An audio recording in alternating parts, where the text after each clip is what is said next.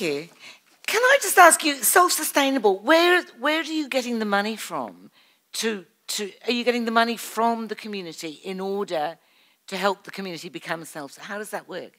The Dream Centre runs its own businesses, so we run our own businesses out of our own facility. We bought the Village 8 Movies complex and we turned it into a cultural and convention centre, which we run out of that 3 or 4 different businesses, and some of them, and there are more that we're actually developing. So the goal was that we'd have a business arm that would finance our social services arm. And you get on the right side of the counter. And get back onto the other side of the counter. Phil O'Reilly, why do you think our child poverty stats are so high in this country? Well, I'm not necessarily qualified to get into the detail. I mean, I'll take advice from those, and I'm... No, but I mean, General, I'll be asking you all the same question, but, you know, what is it about that our health and our abuse and our education stats are so terrible in some areas? At least part of it is some of the stuff, in fact, that Chris was talking about, the fact that people don't necessarily feel as though they've got a future for themselves. They feel as though they need to be dependent on someone else. Why? Some of it, well, because some of what government's done to potentially destroy some of that confidence in communities. So, but hang on, let me stop you there, because this is a basic kind of philosophical split, it seems to me, between, with all due respect, business and others. You see it as government welfare sapping people's ambition and aspiration? Partly, sure. But other people see it as lack of decent paying jobs. Well, I think you can have that debate if you want to. Well, we will have it to a small part, because I think that's a lot of... Well, I guess I'd just make the point, Kim, that I think it's really unhelpful to have this binary debate. That's why I'm hesitant about answering the question. Gosh, whose fault is it? No, feel free to make it non-binary. You yourself have made that case. I didn't make it. That that it's either government or business's fault. Well, actually, we need to think through what's caused it without trying to say, "Gosh, someone must be to blame for this." We must call someone to account. I think we need to call each other to account for the various things. And so, from my perspective, one of the things we need to do is to make sure that New Zealand is as successful as it can be economically. But that's for a purpose. The purpose is to try and make sure that New Zealand is successful socially and in communities. So that's the conversation. It's not a binary conversation. It's not about one or the other. It's about trying to make sure that both are successful. In the sense that a horse and cart isn't binary either. Do you know what I mean? Sure. So, for example, wage rates should go up. Many people would argue. Business might say, no, because if you put wage rates up, there will be fewer jobs. And that's no good. Do you know what I mean? So you're always going to get that horse and cart argument as well. And we also know that people living in poverty aren't just reliant on wage rates, of course. There's a whole bunch of other things that governments are going to do, some of which are really good, some of which are poorly targeted, some of which are poor spend. So accommodation allowances, working for families and work tax credits of one sort or another, free medical care. So there's always... A lot of working people get those as well, right? Well, precisely. But of course, many of those are targeted, often poorly, by the way, at less well-off people or people who are less able to look after themselves. That's all well supported in New Zealand. That's a consensus piece in New Zealand. So it's not just about what business might do, but the point I'd make is that business is a critical part of potential success here. But in order to achieve that outcome, we need to make sure that business has the capacity to be successful. I'm just wondering, I'm not trying to be tricksy, but I'm just wondering, how would it be if people earned a wage so that they wouldn't have to be reliant on the government and therefore wouldn't succumb to some kind of dependency mentality, which you referred to earlier? If you're going to run into that debate, well, let's pay everybody $100 an hour. And of course, we all know that that'll exclude everybody from a job, right? But the point is... But roughly, you know, approximating what people might be getting in Australia right now. Well, if you're going to do that, you're going to put a lot of people out of work because you're going to get a lot of businesses I know that's the argument. Businesses need to be able to pay what they can afford to pay. And what we also need to do is make sure that we're building skills in our economy, skills in our businesses, to try and make sure that more people have choices. So essentially, this is about making sure that New Zealand's successful. So if I said to go, another way of thinking about the same topic would be, a similarly stupid thing would be to say, the answer to this is to double everybody's welfare payments. Unaffordable, a crazy thought, to just put a lot of people out of work. work and actually make our economy less successful. So what we need to be thinking about is how do we work together to make sure our economy is successful. Hence the reason why business organisations like mine are now starting to engage in these debates much more actively to say, what does that actually look like? Because otherwise we are going to continue to have this binary conversation. It must be someone's fault. Government needs to do more. No, it's about business's fault. No, NGOs are getting in the way. No, it's about Pacific people being on the wrong side. It's all of those things and more besides. So we need to have a sensible debate rather than simply hurling abuse or getting into trenches and firing bullets at each other about what are the various things we can be doing to make sure that New Zealand's successful without trying to say it's someone's fault. We are where we are, let's move on. Jenny, what are the areas for political pressure that you suggested could be the outcome of collaboration with business? I think some of those areas are looking, and what we talked about earlier was getting better outcomes for children, is supporting children in education and early childhood education, supporting children. When you say supporting, what do you mean? I think making sure it is available for children to access and making sure that what we've got there is accessible by all of those in the community and having communities that are much more supportive. We've tended, I think, in our communities to become sort of little isolated islands at times, and I think what Chris was talking about earlier is making sure that you are working together in that community. I don't think we've done that well. And if you can support that, I think that's where we need to all be talking together and not saying this person should be doing it, that person should be doing it. We should be actually somehow trying to mesh together to make it happen. So businesses feeling part of the community? I because think so. Often they're not, in the sense that they deal on a much wider arena than the community.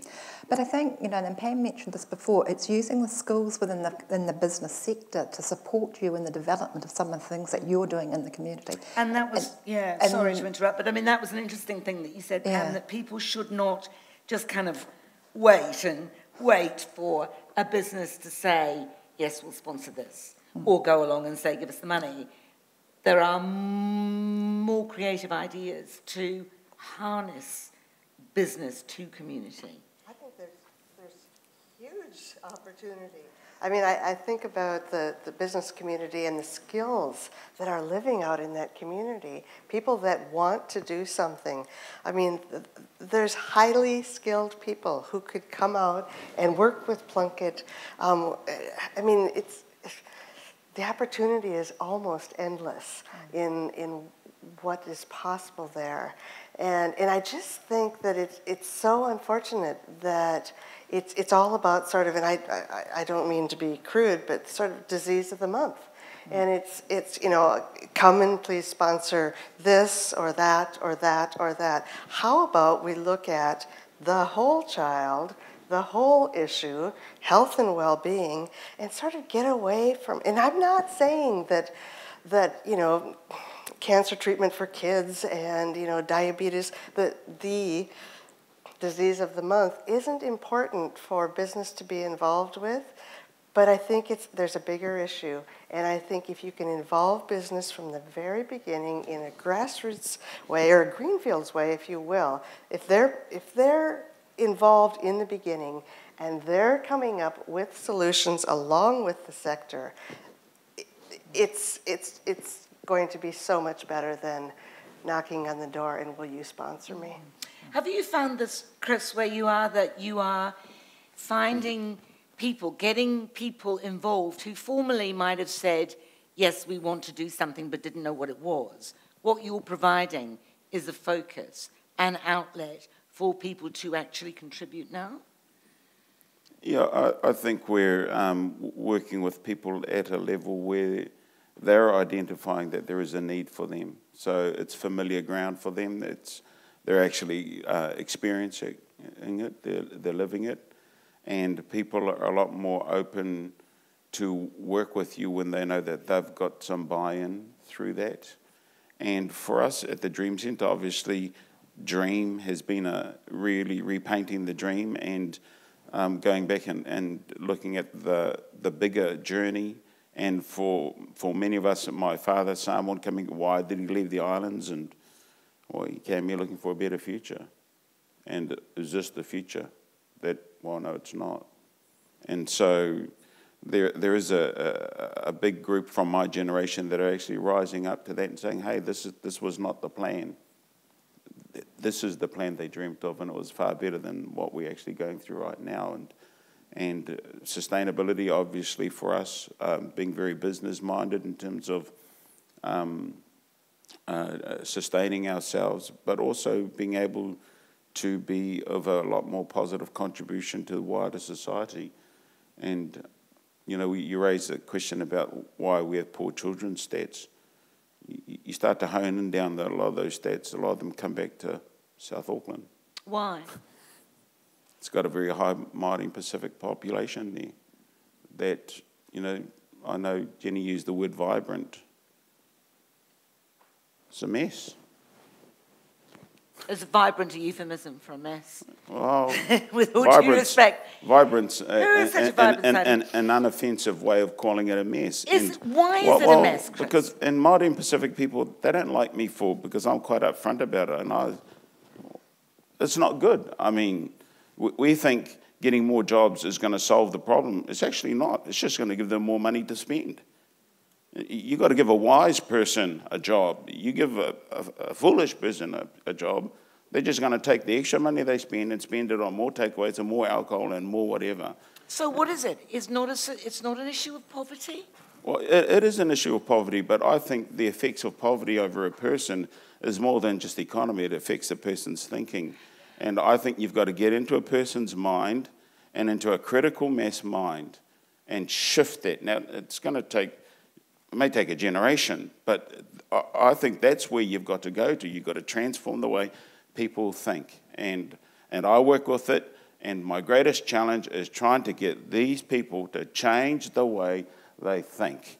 And you can do whatever you like, and they'll still give them well, you need a bigger house because you got 10 people living in it, so you give them 5 bedrooms, and then another family comes in. You still haven't solved the problem. And so, yeah. It sounds as if Phil O'Reilly could come along and offer 1 million jobs to South Auckland, yes. But you're saying it wouldn't make any difference. No, I'm not saying it won't make a difference. I'm saying it will make a difference, but I'm saying I don't think it stops there, because I've seen it in my capacity as a minister working with people at grassroots where people get jobs and then the money, they're still poor. It hasn't solved their problems. And so what we're saying is that community transformation begins with addressing a lot of the way people think. Why is it that community thinks different to that community? And why is it does that culture think different to that culture? I'm Samoan, and I would say that there are things within my own Samoan culture that are keeping our people poor. So why are you different? Because I went through some real bad child experiences with no money.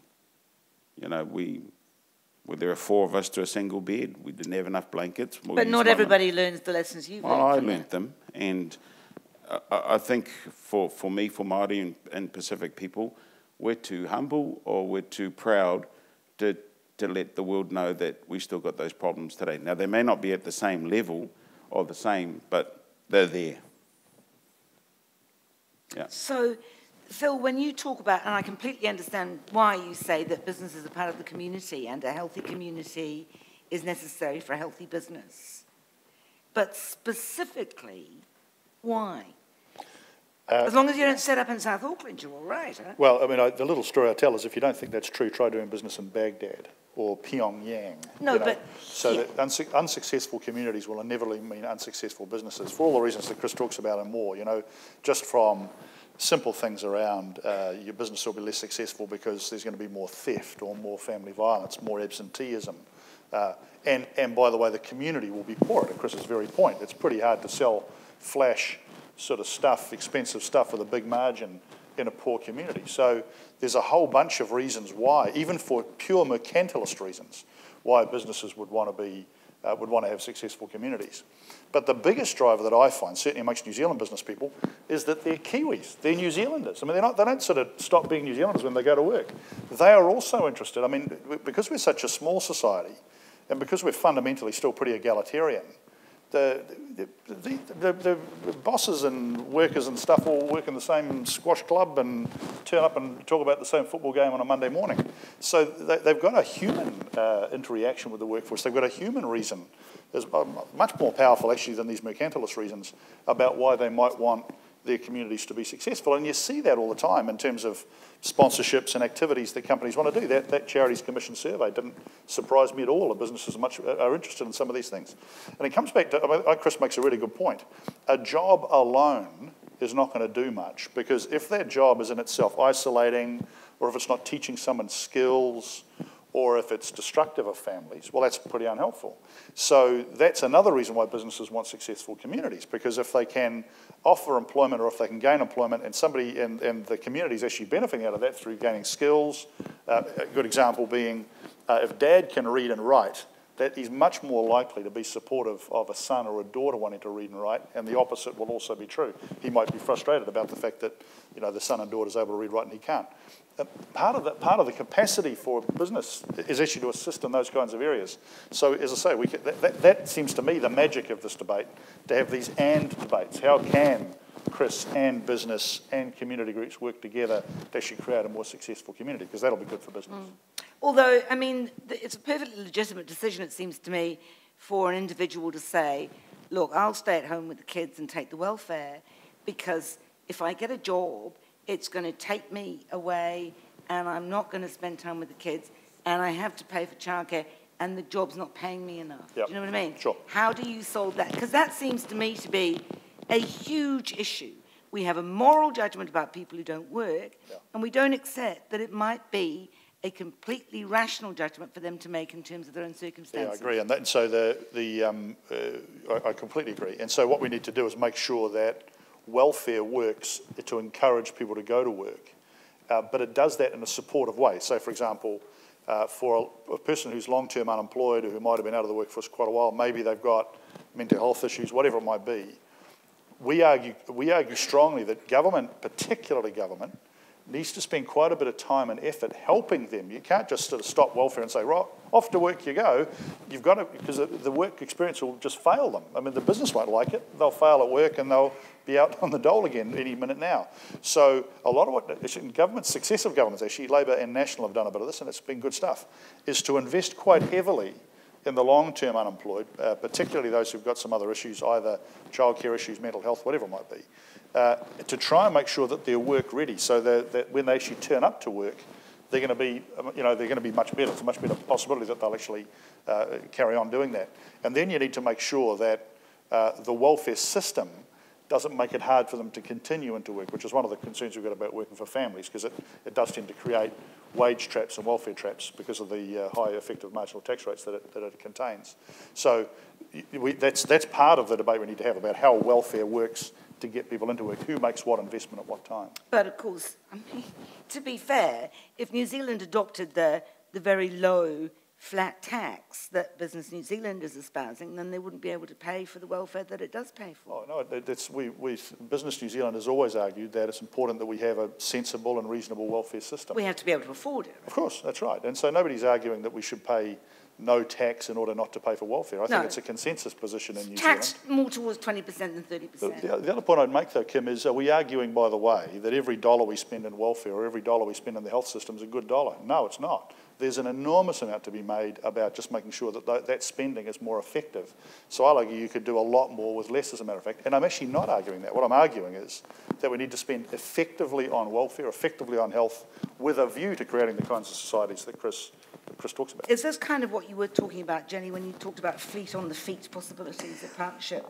Yeah, and I think what business does offer is the acumen in business now, so that it can support an organisation such as ours, so that we don't have to go out and buy it. So it's that goods and kind type of contribution that I believe is really valuable, and then it allows us to use the little resource we have to develop more innovative practice that we can do at the front line. So it's giving us that opportunity. We're not having to spend it on the business context and using someone else with that expertise, then that enables us to do other things. Yeah. You've worked in places around the world, Pam, Alaska, United States, elsewhere in the United States, Australia. You mentioned one of the things that you thought we could learn from Australia, which is the the Development Index. What else? What else can we learn? Is there anything in Alaska we can learn from? We constantly seem to be reinventing the wheel in this country. Is that a sense that you have? Well, it is the sense that I have. And the other sense I have is that there are so many reports and so much work that's been done, and it just sits there. Yeah. And thank God you said that. and so it's like, come on, let's put this together and then let's move forward. There's got to be some action. And I mean, what we do is we set up a committee and somebody writes a report, and we'll have a commission and we'll have a report, and then somebody will quote the report for a while, and then eventually they'll get tired of quoting it and they'll have another one. That's exactly right. And that, as a newcomer and someone with international experience, that is exactly what I see. And I guess the difference, or the lesson learned from Australia, was that you take this data that everybody has agreed upon, it's localized, and you teach people in communities how to use the data, and that the data then drives the activity. And so, you know, if the data is saying that, let's just use an easy example, immunization, say that there's an immunization rate that is terrible in some community, then the community can galvanize around that, and they can make an action plan that makes sense for them. Instead of sort of coming on high, this is what everybody has to do about immunizations. It really is, look at the data, what's it telling us about our community? More self-government, more self-reliance, along the lines of what Pastor Chris is talking about. Yep, exactly. We haven't got a lot of time left, and I know that Phil O'Reilly has to sprint off to his next engagement in 5 minutes.